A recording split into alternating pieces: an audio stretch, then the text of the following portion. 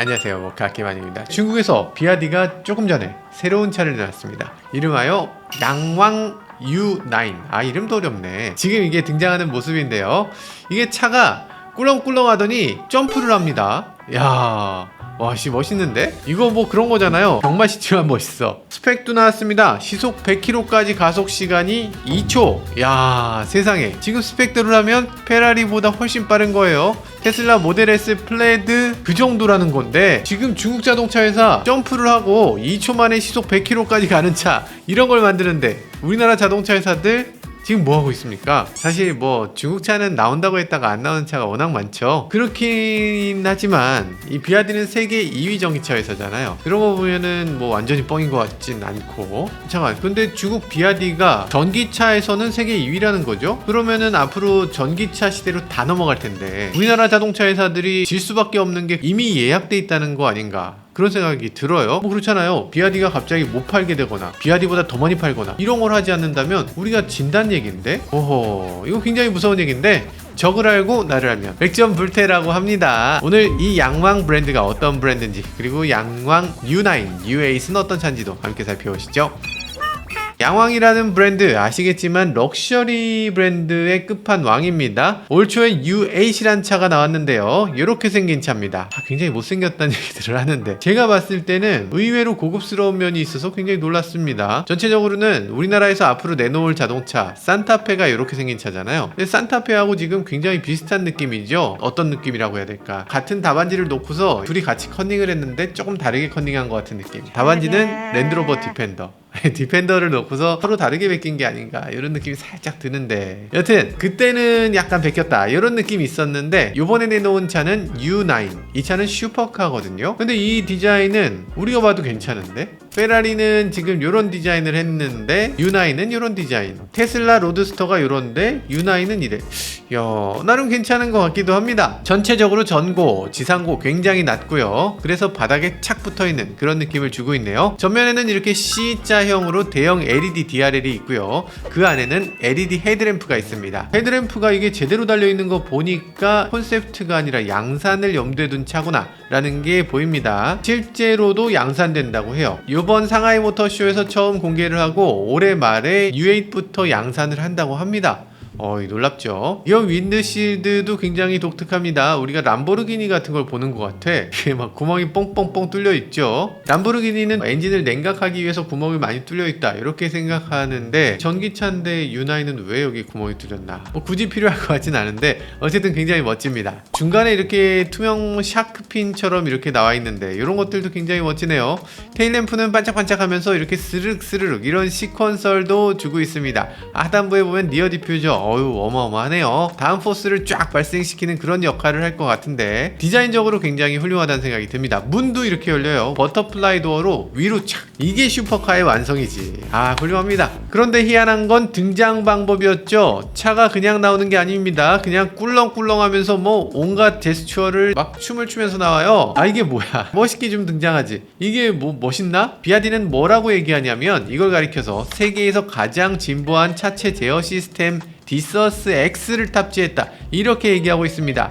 약간 옛날에 어디서 본 것 같은데. 미국에서는 이렇게 방방 뛰는 차도 있잖아요. 이렇게 야, 이게 로우라이더라고 하는 차들인데 이거 미국 LA 가면 꽤 흔하게 있습니다. 카즈앤커피라든지 뭐 캄비치라든지 이런 걸 하게 되면 꽤 이렇게 모여요. 뭐 힙합 뮤직비디오에도 꽤 나오기도 하고. 미국 LA, 이 캘리포니아를 대표하는 자동차 문화라고 할 수 있죠. 히스패닉들이 굉장히 좋아하는 이런 문화. 이름은 로우라이더인데 왜 점프를 하냐 이러실 수 있는데, 예전에 1950년대에 시작됐습니다. 짐 로그라고 하는 분이 처음 만든 건데, 포드의 비즈니스 쿠페를 컨버터블로 개조한 차를 갖고 있었어요. 이분이 원래 노스 아메리칸 항공사의 엔지니어였습니다. 엔지니어다 보니까 여러 가지 실험들을 막 했던 분이었어요. 근데 자동차에 이렇게 유압 피스톤을 달아서 자동차를 조금 더 멋지게 만들 수 있지 않을까 하고서 자기 차에다가 이걸 장착한 거죠. 그렇게 장착해서 자동차가 그때 당시 미국 차는 이렇게 스포츠카처럼 멋있는 게 아니고 뭔가 좀 이렇게 벙벙한 차였습니다. 이렇게 생겼어요. 포드 비즈니스 쿠페라는 건 이런 겁니다. 근데 독일 차들이나 이런 걸 보면 좀 이렇게 깔려있는 느낌이 좀 있잖아요. 그리고 심지어는 그때 당시에 이 시트로엥에서 세계 최초로 높이를 조절할 수 있는 이런 서스펜션을 처음으로 공개했습니다. 프랑스 차는 이런 게 되는 거죠. 근데 미국엔 왜 이런 차 없냐 라면서 이분이 연구를 한 게 바로 이 유압 서스펜션입니다. 그래서 이 유압 서스펜션으로 차체를 바닥에 쫙 깔리도록 만든 거예요. 근데 미국은 어때요? 미국은 가정집이 이렇게 생겼죠. 차고가 있고 차고에서 나올 때 이런 식으로 나옵니다. 그래서 이걸 드라이브웨이라고 해요. 그래서 이 드라이브웨이로 이렇게 나갈 때 앞범퍼가 긁혀. 그래서 미국 자동차들은 최저지상고가 어느 정도 높을 수밖에 없는 거예요. 안 그러면 다 긁히니까. 그래서 이분도 생각을 했습니다. 아니 이게 도로 달릴 때는 낮다가 내가 드라이브웨이 갈 땐 높다가 이러면 참 좋을 것 같네. 그래서 시트로엥의 이 높이 조절식 서스펜션을 내 차에도 붙이고 싶다 해서 이걸 장착한 거죠. 장착했는데 시트로엥 수준으로 장착한 게 아닙니다. 이분은 야 내가 가는 김에 제대로 보여줄게 이러면서 차체를 아주 극단적으로 낮춰서 바닥에 있는 쓰레기를 막 쓸고 다닐 것 같은 그런 정도로 정말 납작한 그런 자동차로 만들어 놓은 거죠. 그래서 이 차를 로우 라이더라고 했습니다. 이분은 어쨌든 차체를 낮추고 높이는 건 그렇게 신경을 안 썼는데 푸세로 계속 넘어오다가 60, 70년대 들어와서는 차체를 낮추는 데만 쓸 게 아니고 높이는 데도 쓰면 좋겠네. 난 로우라이더지만 이만큼 올라오는 차를 만들 거야. 이런 식으로 해서 차체를 극단적으로 들어올릴 수 있는 자동차를 만들기 시작합니다. 그러다가 이제 낮췄다가 높이면 점프를 하네? 이러면서 차를 튀어오르게 이렇게 만드는. 그래서 자동차에 리모컨을 달아서 타이밍을 맞춰서 이렇게 하는 걸 연습을 해요. 그래서 낮췄다 높였다 낮췄다 높였다 이러면서 이걸 오락적으로 차가 이렇게 뿅뿅 튀어오르는 거 이런 것들을 막 만들어낸 거죠. 이런 식으로 로우라이더를 미국 사람들이 굉장히 즐겼는데, 근데 이 비아디가 디서스 X 서스펜션을 만들고 나니까 차체를 낮추고 높이는 기능이네.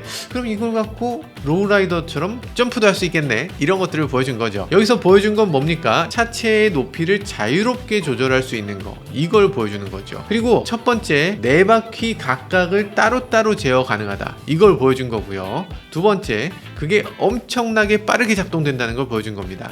그래서 자동차가 지금 등장하면서도 꿀렁꿀렁 하면서 움직일 수 있고요. 필요하면 펄쩍 뛰어오를 수도 있을 정도로 재빠르다는 걸 보여주는 거죠. 이 경쟁 메이커들에도 이런 에어 서스펜션이 다 있습니다. BMW라든지 벤츠라든지 아우디, 대부분 자동차 회사들, 고급차 만드는 회사들은 다 가변 서스펜션을 갖고 있어요. 근데 경쟁 메이커들은 어때요? 여기서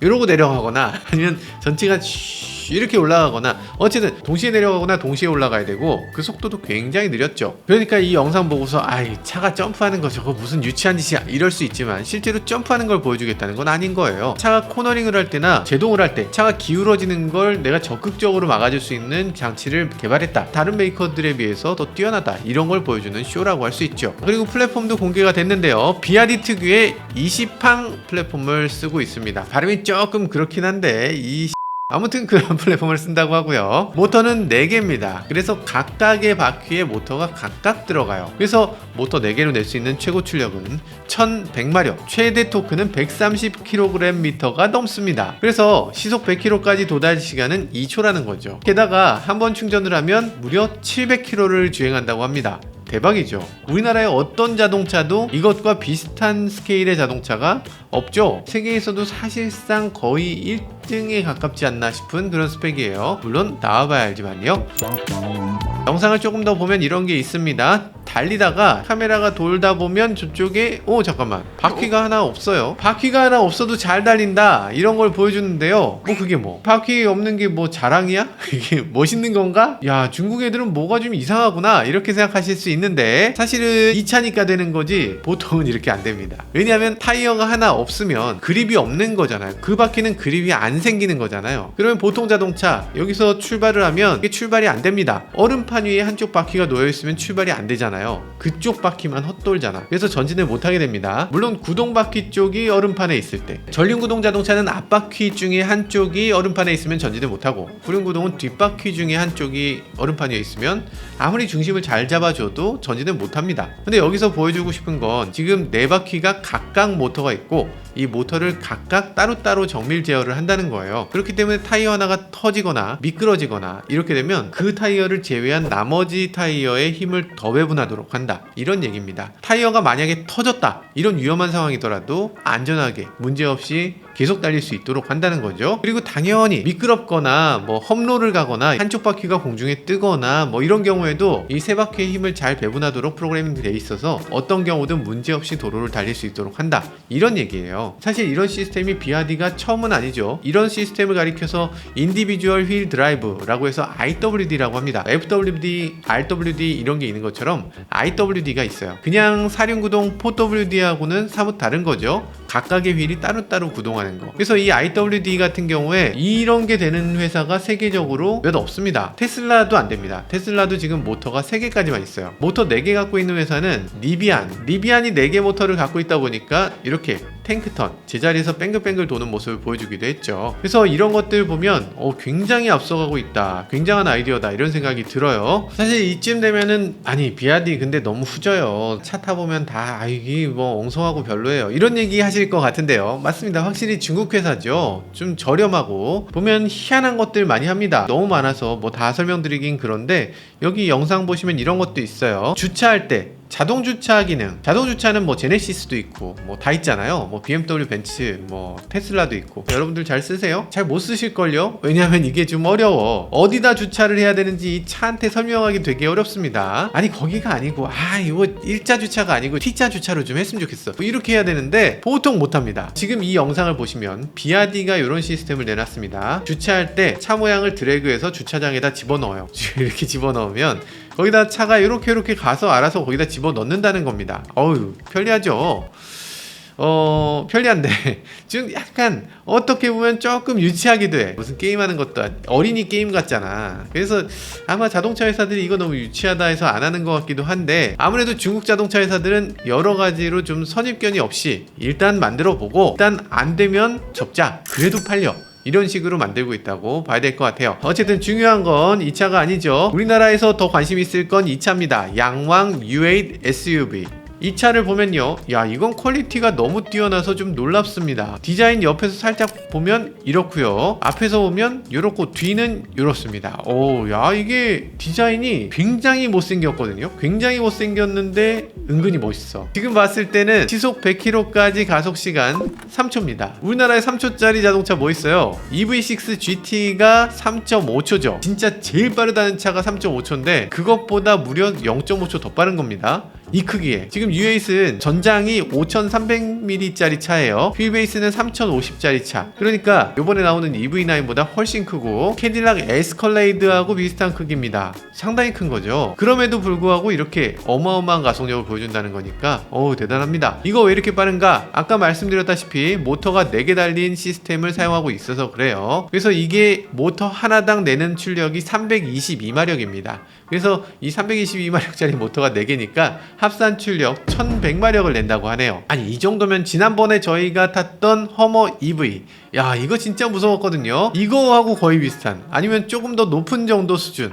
이 정도의 출력을 보여준다는 거니까 대단합니다. 허머 EV하고 비슷한 점 또 있습니다. 크랩워크가 돼요. 사선으로 이렇게 가는 기능, 이런 것도 제공한다고 하고요. 탱크턴도 된다고 합니다. 제자리에서 도는 거. 그리고 플로팅 워터 모드라는 게 있는데, 플로팅 워터 모드는 뭐냐, 차가 얕은 개울 같은 거 지나는 이런 도강 누가 못해? 아무나 하는 거잖아. 우리는 도강이 아니라 플로팅, 물 위에 살짝 물에 떠서 차가 배처럼 이렇게 가는 거야. 이런 식으로 방수 처리를 했다고 합니다. 왜? 왜 그러지? 어쨌든 우리나라 가끔 가다가 침수되고 기후변화로 막 물이 찰랑찰랑 하는데 요번 여름에도 당연히 침수되겠죠. 그럴 때 이 차 타고 가면 간지나겠는데? 이것이 대륙의 팩인가? 여튼 이 차 디자인을 보면 좀 의외라는 분들이 많으실 거예요. 한 이렇게 생겼고 실 이렇게 생겼고, 이런 차들 보면 디자인이 이제 좀 어느 정도 무르익었다, 이런 생각이 들죠. 우리 기준에서도 정말 이상하진 않다. 약간 아이오닉 6랑 좀 비슷한 느낌도 있고, 오히려 아이오닉 6 보다 더 예쁘네, 이런 얘기도 했었잖아요. 모델 3랑 비슷하네, 이런 얘기도 했었고요. 근데 이번 양왕 디자인은 둘 다 굉장히 파격적입니다. 특히 U8은 완전 괴물 같은 디자인이에요. 디자인을 정말 못해서 이렇게 했나? 그건 아닌 것 같고, 비싼 브랜드는 당연히 기존 브랜드하고는 완전히 다른 전혀 다른 모습을 보여줘야 된다. 이걸 알고 있는 것 같습니다. 그러니까 약간 아이오닉 6하고 비슷하거나 테슬라 모델 3하고 비슷한 차로는 비싼 돈을 받을 수 없다는 거죠. 돈을 냈다면 돈 낸 티가 나게, 오, 저 사람 진짜 비싼 차 타는구나, 이걸 알 수 있게 이렇게 디자인을 정말 괴물같이 만들어낸 것 같습니다. 지금 가격을 보면요, 비아디가 가장 저렴한 모델을 80만 위안, 가장 비싼 모델을 150만 위안이라고 발표했는데요, 우리 돈으로 하면요 1억 5천에서 2억 9천만 원입니다. 이거 말이면 난주하나 하는 생각이 살짝 드는데, 이래도 사나? 여튼 기존 비아디 브랜드로는 절대 안 될 걸 당연히 알고 있는 것 같고요. 그래서 양왕이란 브랜드를 만들었구나 라는 걸 알 수 있는 대목입니다. 지금 약간 걱정되긴 합니다. 아니, 생각해보면 이게 중국 자동차 회사 2초에 끊고 사륜구동이고 4바퀴가 각각 달리고 서스펜션은 막 올라갔다 내려갔다 하고, 뭐 이게 정말 뭐 대단한 건지는 모르겠는데 어쨌든 확실한 비전이 있고 확실하게 우리가 저기로 간다는 걸 보여주고 있잖아요. 우리나라 자동차 회사들 괜찮나, 이런 걱정도 됩니다. 중국을 대체 어떻게 봐야 되나 싶은 생각이 들어요. 우리나라 자동차 회사들 보면, 아 그래 너네 그거 만들어, 우린 그냥 이거만 만들게, 이렇게 할 수가 없어요. 왜냐면 우리나라 자동차 회사들이 전 세계 다른 시장을 다 포기할 수 있지만, 다 포기 못한다고? 아닙니다. 다 포기할 수 있어요. 현대기아 일본 갔다가 그냥 철수했잖아요. 동남아도 뭐 일부 안 파는 데 있죠. 그런데 포기할 수 없는 나라가 딱 두 곳 있어요. 중국하고 미국입니다. 이 두 나라는 절대 포기할 수가 없어요. 세계 1위 시장, 2위 시장이기 때문에 여길 잡아야지만 당연히 세계적인 자동차 회사가 될 수 있어요. 여기를 놓치게 되면 나락으로 떨어지게 됩니다. 아니, 미국 처음 진출할 때도 얼마나 안 입고 왔어요. 자국차에 대한 애정이 너무 강했고, 포드, 크라이슬러, GM 이 3개사가 거의 싹쓸이 했잖아요. 유럽, 독일 자동차 회사 도저히 문을 뚫지 못했고, 일본 자동차 회사 굉장히 어려웠고, 우리나라 자동차 회사는 뭐 말할 것도 없고요. 근데 그 와중에 미국의 머스크법이라는 게 생기면서 일본 자동차 회사가 문을 열었고, 그러면서 럭셔리는 독일, 실용적인 자동차는 일본, 이런 식의 공식이 만들어지게 되고, 거기에 우리나라 자동차도 이제는 어느 정도 자리 잡았잖아요.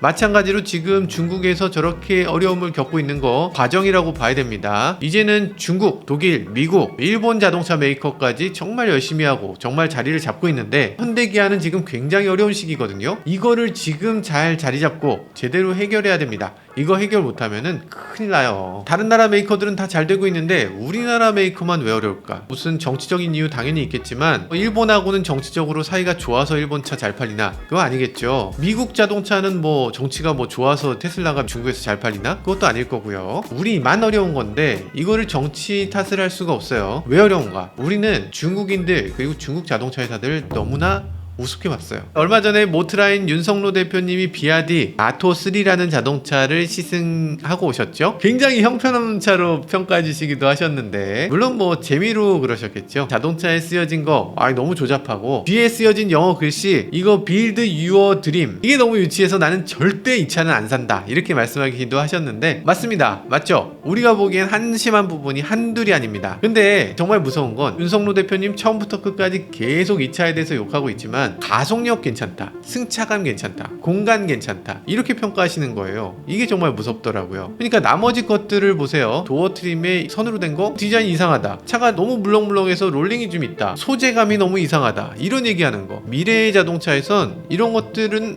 아무것도 아닙니다. 더구나 이 차는 같은 급의 현대차에 비해서 1,500만 원 이상이 싼 차예요. 중국에서 2,500만 원이면 사는 전기차입니다. 그런데 이 정도? 정말 무섭죠. 흔히 최소량의 원리라고 하는 표현이 있죠. 제품이나 사람이나 뭐 여러 분야에서 가장 낮은 부분이 하나 있으면 나머지가 아무리 뛰어나도 그 부분 때문에 형편없는 걸로 평가된다는 얘기입니다. 사람도 그렇잖아요. 되게 잘생기고 되게 멋진 사람도 맨날 뭐 약속 늦고 맨날 뭐 사기쳐, 그러면 그건 안 되는 거잖아. 음주운전해, 그거 당연히 그 사람은 안 되는 거지. 아무리 노래 잘하면 무슨 소용 있어. 나락으로 가시는 거잖아요. 마찬가지입니다. 제품이 아무리 좋아도 딱 한 가지가 이상하면 그것 때문에 그 제품 전체가 싸구려로 느껴지는 거예요. 중국 차도 보면 완벽함이라는 것과는 아주 거리가 멀잖아요. 그게 그래서 그렇다는 겁니다. 다 잘 만들어 놓고 마지막에 인테리어에 요거 조금 잘못해서 뭐 이러면서 싸구려로 보이는 거죠. 근데 지금 중국 차하고 5년 전에 중국 차를 비교해 보면, 5년 전 중국 차는 전혀 떠오르지 나쁘잖아요. 그때 당시 중국차에 비해서는 획기적인 발전을, 진짜 혁신적인 발전을 해왔습니다. 이게 어떻게 가능한가? 중국 자동차 시장은 매년 2천만 대가 팔리는 시장입니다. 우리나라 역사상 있었던 자동차들 등록 대수 전체를 따져보면 2천만 대예요. 그러니까 중국 시장은 우리나라 정도의 자동차 시장이 매년 하나씩 생긴다고 보시면 됩니다. 대한민국이 매년 생기는 거야. 엄청나지 않습니까? 이런 시장이기 때문에 어떤 자동차를 내놔도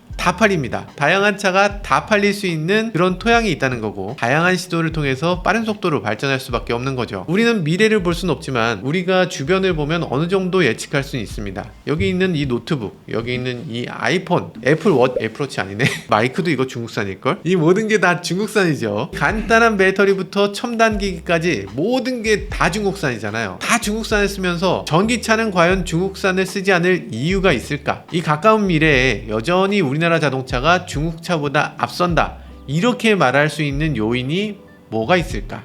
그런 고민이 듭니다. 네, 지금까지 저는 모카 김한용이었습니다. 감사합니다. 이게 실제로 봤을 때 고급스러울지 너무 궁금하시죠? 이게 진짜로 멋진 것일까? 아니면 그냥 그래픽으로 이렇게 그냥 멋진 척 하는 걸까? 너무 궁금하실 것 같은데, 그래서 제가 중국 상하이 모터쇼 가서 때려볼 순 없겠지? 자세히 살펴보고 만져보고 하면서 이 차가 정말로 괜찮은 차인지, 베이퍼웨어인지 여러분들께 보여드리도록 하겠습니다. 그거 보시려면 뭐 해야 됩니까? 네, 구독과 좋아요, 알람 설정까지 부탁드려요.